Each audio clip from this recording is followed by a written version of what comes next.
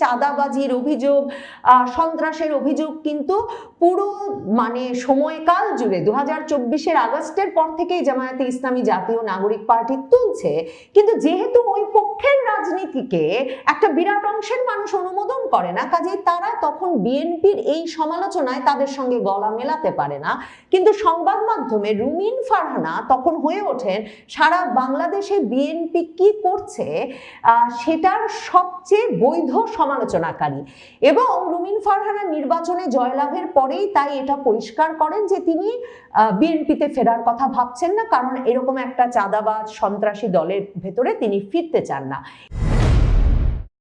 বাংলাদেশে 21শে ফেব্রুয়ারি দিনের সবচেয়ে আলোচিত খবর হয়ে উঠেছে বাংলাদেশের জনপ্রিয় রাজনৈতিক নেত্রী রুমিন ফারহানা, যিনি বিএনপি থেকে বহিষ্কৃত হবার পর স্বতন্ত্র নির্বাচন করে বিরাট বিজয় লাভ করেছেন। সেই রুমিন ফারহানা তার নির্বাচনী এলাকা সরাইলে শহীদ মিনারে 12টা 1 মিনিটে ফুল দিতে যাওয়ার পর সেখানে তিনি বিএনপি নেতাকর্মীদের বাধার মুখে ফুল দিতে পারেননি, তার পুষ্পস্তবক ছিঁড়ে ফেলা হয়েছে। এবং এরপর রুমিন ফারহানার সমর্থক নেতা কর্মীরা গিয়ে ঢাকা সিলেট মহাসড়ক এর প্রতিবাদে কয়েক ঘন্টা অবরোধ করে রেখেছেন। এই যে রুমিন ফারহানা, যার পিতা অলি আহাদ একজন ভাষা সৈনিক ছিলেন, তিনি বিএনপি ক্ষমতাসীন বিএনপির নেতা কর্মীদের বাধার মুখে ফুল দিতে যেতে পারলেন না শহীদ মিনারে। এই খবরটি সামাজিক যোগাযোগ মাধ্যমে, বাংলাদেশের সংবাদ মাধ্যমে সবচেয়ে আলোচিত খবরে পরিণত হয়েছে 21শে ফেব্রুয়ারি তারিখে।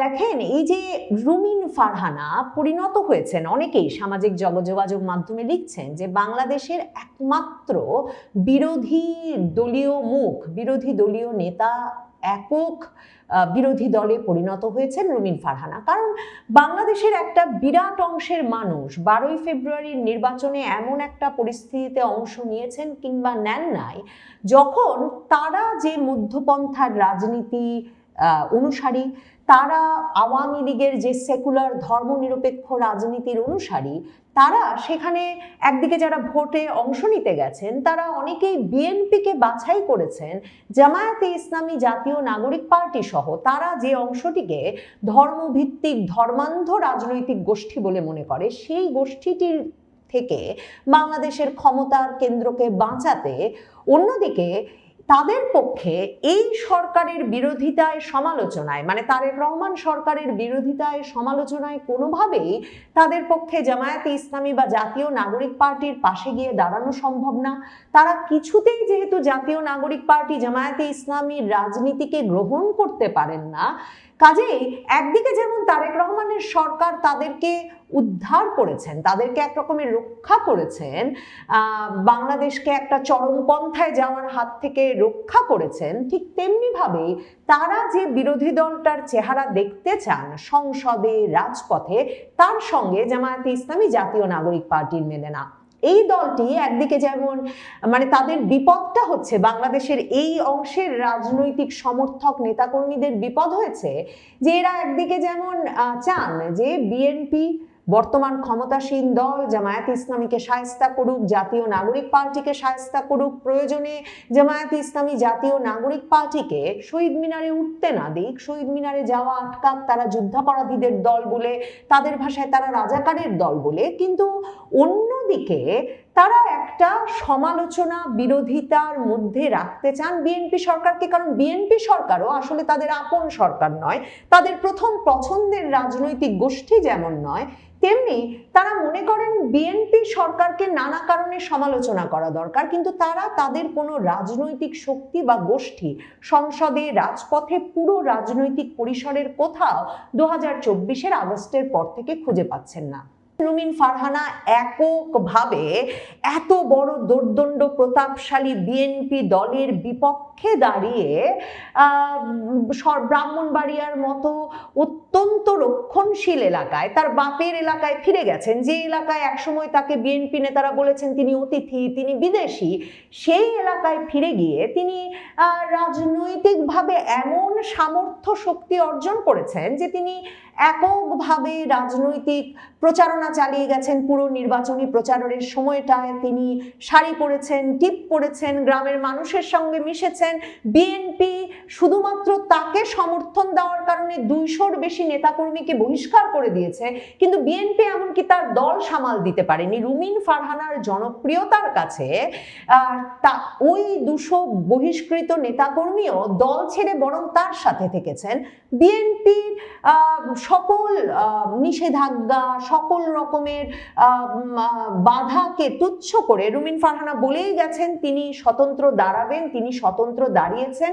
বিএনপির নেতাকর্মী সমর্থকদের সমর্থন পেয়েছেন, সেখানকার নারীরা তাকে ব্যাপক হারে সমর্থন দিয়েছেন, সেখানকার শ্রমজীবী মানুষ সমর্থন দিয়েছেন। এবং প্রথম আলোর যে বিশ্লেষণ কি কারণে জয় পেলেন রুমিন ফারহানা, সেই বিশ্লেষণে প্রথম আলো বলছে রুমিন ফারহানার জয়ের পেছনে আওয়ামী লীগের নেতা কর্মী সমর্থকদেরও ভূমিকা ছিল। তারা অনেকেই মামলা হামলা অত্যাচারে বিপর্যস্ত, তারা ভোট দিতে না পারলেও তাদের পরিবার পরিজনকে রুমিন ফারহানার পাশে দাঁড়াতে ভোট দিতে বলেছেন।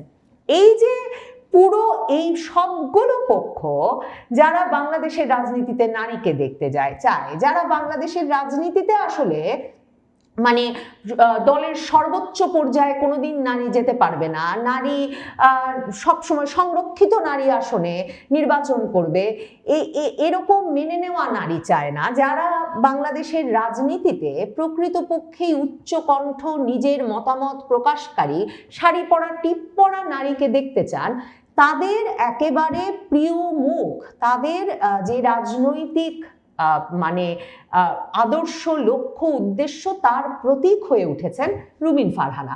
সে কারণেই এই যে রুমিন ফারহানাকে বিএনপির নেতাকর্মীরা বাধা দিয়েছে শহীদ মিনারে ফুল দিতে যেতে, এই নিয়ে সামাজিক যোগাযোগ মাধ্যমে ব্যাপক পরিমাণে মানুষ সোচ্চার হয়ে উঠেছেন।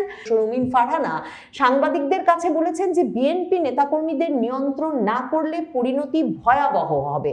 এবং তার মানে তিনি কিন্তু জামায়াতে ইসলামী যা বলছে, জাতীয় নাগরিক পার্টি যা বলছে তাই বলছে। জাতীয় নাগরিক পার্টিও বলছে নির্বাচনের দিন থেকেই যে তাদের নেতাকর্মীদের উপর হামলা হচ্ছে, জামায়াতে ইসলামী বলছে তাদের নেতাকর্মীদের উপর হামলা হচ্ছে, অগ্নিসংযোগ হচ্ছে, লুটপাট হচ্ছে, নারীদের ধর্ষণ করা হচ্ছে।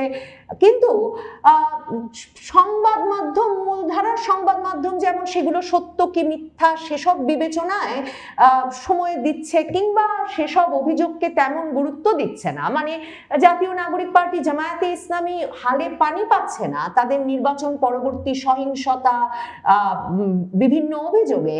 রুমিন ফারহানা কিন্তু সেই একই অভিযোগ তুলছেন, কিন্তু রুমিন ফারহানার এই যে বিএনপির নেতাকর্মীদের নিয়ন্ত্রণ করতে হবে সারা দেশে, এই অভিযোগ সামাজিক যোগাযোগ মাধ্যমে ব্যাপক আলোড়ন তুলেছে। রুমিন ফারহানা এমনকি নির্বাচনে বিজয়ী হওয়ার দিনেও তিনি যখন প্রথম আলোতে সাক্ষাৎকার দিচ্ছেন, তখন তিনি বলেছেন যে একদিকে যেমন বিএনপি থেকে তিনি জিতছেন এটা টের পাওয়ার পরেই তার সঙ্গে যোগাযোগ করা শুরু হয়েছিল যে তিনি দলে যদি আবারও ফিরতে চান, যোগাযোগ করতে চান, তাহলে হয়তো এমনকি মন্ত্রীপদও পেতে পারেন। রুমিন ফারহানা সংবাদ মাধ্যমকে বলেছেন যে তিনি একদিকে যেমন বলেছেন যে তিনি মন্ত্রীপদ পেলেও বিএনপিতে ফেরার কথা ভাবছেন না, কারণ বিএনপি যেরকম একটা চাঁদাবাজ দল, অত্যাচারী দলে পরিণত হয়েছে, এইরকম একটা চাঁদাবাজ অত্যাচারী দলে তিনি ফিরতে চান না। মানে বিএনপির ব্যাপারে এতটাই তিনি সোচ্চার হয়ে উঠেছেন, বিএনপি থেকে মনোনয়ন না পাওয়ার পর বিএনপি থেকেই কিন্তু তিনি মনোনয়ন প্রত্যাশা করছিলেন। আর বিএনপির বিরুদ্ধে এই চাঁদাবাজির অভিযোগ, সন্ত্রাসের অভিযোগ কিন্তু পুরো মানে সময়কাল জুড়ে 2024-এর আগস্টের পর থেকেই জামায়াতে ইসলামী জাতীয় নাগরিক পার্টি তুলছে। কিন্তু যেহেতু ওই পক্ষের রাজনীতিকে একটা বিরাট অংশের মানুষ অনুমোদন করে না, কাজেই তারা তখন বিএনপির এই সমালোচনায় তাদের সঙ্গে গলা মেলাতে পারে না। কিন্তু সংবাদ মাধ্যমে রুমিন ফারহানা তখন হয়ে ওঠেন সারা বাংলাদেশে বিএনপি কি করছে সেটার সবচেয়ে বৈধ সমালোচনাকারী। এবং রুমিন ফারহানা নির্বাচনে জয়লাভের পরেই তাই এটা পরিষ্কার করেন যে তিনি বিএনপিতে ফেরার কথা ভাবছেন না, কারণ এরকম একটা চাঁদাবাজ সন্ত্রাসী দলের ভেতরে তিনি ফিরতে চান না। এবং রুমিন ফারহানা নির্বাচনে জয়লাভ করার পর সংসদে শপথ গ্রহণ করতে গিয়ে বলেছেন যে তিনি 2018-র যে সংসদে গিয়েছিলেন, নির্বাচনের পর 2019-এর সংসদে, যেখানে মির্জা ফখরুল ইসলাম আলমগীর বিজয়ী হওয়ার পরেও সংসদ সদস্য হিসেবে শপথ নেন নাই, কিন্তু রুমিন ফারহানা সংরক্ষিত নারী আসনের সদস্য হিসেবে সেই সংসদে যোগ দিয়েছিলেন এবং সোচ্চার ছিলেন একজন বিরোধী দলীয় নেত্রী হিসেবে। তিনি এবার শপথ নিয়ে বলছেন যে তিনি কোনো পার্থক্য দেখেন না 2018-র নির্বাচনের পরের সংসদ আর এই সংসদে, কারণ এবারেও অন্তত 30% আওয়ামী লীগের সমর্থকেরা ভোটে অংশগ্রহণ করতে পারে নাই। কাজে 2018-র নির্বাচন যেমন বিএনপি অংশগ্রহণ ব্যতীত গঠিত হয়েছিল, ঠিক তেমনি এবারের সংসদও তিনি মনে করছেন যে 30% আওয়ামী লীগের অংশগ্রহণ ব্যতীত গঠিত হয়েছে। কাজেই এদের সমর্থন ছাড়াই যে সংসদে যেতে হচ্ছে এটা মেনে নিতে হবে। এটার সাথে সাথে বাংলাদেশ ভারতের সংবাদ মাধ্যমগুলোতে ব্যাপকভাবে প্রচারিত হয় যে একজন সাবেক বিএনপি নেত্রী বলছেন এবারের নির্বাচনে 30% আওয়ামী লীগ ভোটাররা ভোট দিতেই আসেন নাই। এবং রুমিন ফারহানা 2024-এর আগস্টের পর থেকেও কিন্তু একদিকে যেমন তিনি প্রায়শই টকশোতে বসে আশঙ্কা প্রকাশ করেছেন যে সরকার এরকম খারাপভাবে চললে আওয়ামী লীগ আবার চলে আসার সুযোগ তৈরি হবে, সে কথা যেমন তিনি বলে গেছেন, তেমনি তিনি তার পিতার সঙ্গে শেখ বঙ্গবন্ধুর ঘনিষ্ঠ ব্যক্তিগত সম্পর্কের কথা বলেছেন। তার পিতার সঙ্গে এমনকি বঙ্গবন্ধুর স্ত্রী শেখ ফজিলাতুন্নেসা মুজিবের যে হৃদ্যতার সম্পর্ক সেসব কথা বলেছেন। তিনি আওয়ামী লীগের কথা বলেছেন, বঙ্গবন্ধুর কথা বলেছেন। মানে যে সময়টায় কেউ আওয়ামী লীগ বঙ্গবন্ধুর কথা সংবাদ মাধ্যমে বলার সাহস করছিল না, তখন অ্যাডভোকেট ফজলুর রহমান বিএনপির মুক্তিযোদ্ধা এমপি তার মতোই রুমিন ফারহানা নিজেকে সেই জায়গায় অধিষ্ঠিত করেছেন। কাজেই অন্যদিকে 2018-তে তিনি যখন সোচ্চার, বা পুরো আওয়ামী লীগ আমলটা জুড়েই তিনি যখন সোচ্চার হয়ে উঠছিলেন আওয়ামী লীগ নেত্রীর বিরুদ্ধে, আওয়ামী লীগের রাজনীতির বিরুদ্ধে, তখন আবার আওয়ামী লীগের ভেতরেও এই কথা বহুল প্রচারিত ছিল যে বিএনপির অন্য নেতা নেত্রীর মতো রুমিন ফারহানাকে যে কোনো মামলা হামলার সমস্যায় পড়তে হয় না। তার একটা বড় কারণ যে শেখ হাসিনা বঙ্গবন্ধুর সহচর অলি আহাদের কন্যা হিসেবে তাকে অত্যন্ত স্নেহ করেন এবং তার সাহস, তার যে রাজনৈতিক লক্ষ্য এবং রাজনৈতিক অবস্থান, সেটাকে তিনি এক রকমের স্নেহ এবং ভালোবাসার চোখে দেখেন। কাজে এই সব কিছু মিলিয়ে এখন আবার একটা জোর এমন আলাপও সামাজিক যোগাযোগ মাধ্যমে নানাজন যেমন তোলার চেষ্টা করছেন যে আওয়ামী লীগের যখন এমন বেকায়দা দশা এবং রুমিন ফারহানার যখন কোনো দল নাই, আর রুমিন ফারহানা যখন এমন শক্তিশালী নেত্রী যিনি এককভাবে পুরো একটা রক্ষণশীল এলাকার নারী পুরুষ শ্রমজীবী মানুষকে একত্র করে জিতে আসতে পারেন বাংলাদেশের এমপি ইলেকশন, এবং যিনি কিনা বিএনপি তাকে ঘাটাঘাটি করলে ঢাকা সিলেট মহাসড়ক অবরোধ করিয়ে ফেলতে পারেন, এমন একজন শক্তিমান নেত্রীর উচিত বা নেত্রীকে এখন আওয়ামী লীগে অংশগ্রহণে, আওয়ামী লীগের নেতা হয়ে উঠতে আহ্বান জানানো যেতে পারে। কিংবা অনেকে এমন কথা লিখছেন যে তিনিই কি হবেন আওয়ামী লীগের পরবর্তী মুখ, যারা ব্যাপকভাবে আওয়ামী লীগের একটা নতুন নেতৃত্ব দরকার, আওয়ামী লীগ নতুন করে গঠিত হওয়া দরকার, দেশের ভেতর আওয়ামী লীগকে কে সংগঠিত করবে, এসব নিয়ে নানা রকম আলাপ করছেন। তারা অনেকে সে আলাপ উস্কে দিতে চাইছেন। অনেকে বলছেন যে রুমিন ফারহানা একাই 100, একাই একটা দল, কিন্তু তিনি কি দল গঠন করবেন? সেই দলে কি সরাইলের আওয়ামী লীগ নেতাকর্মী সমর্থকেরা তার পাশে থাকবেন?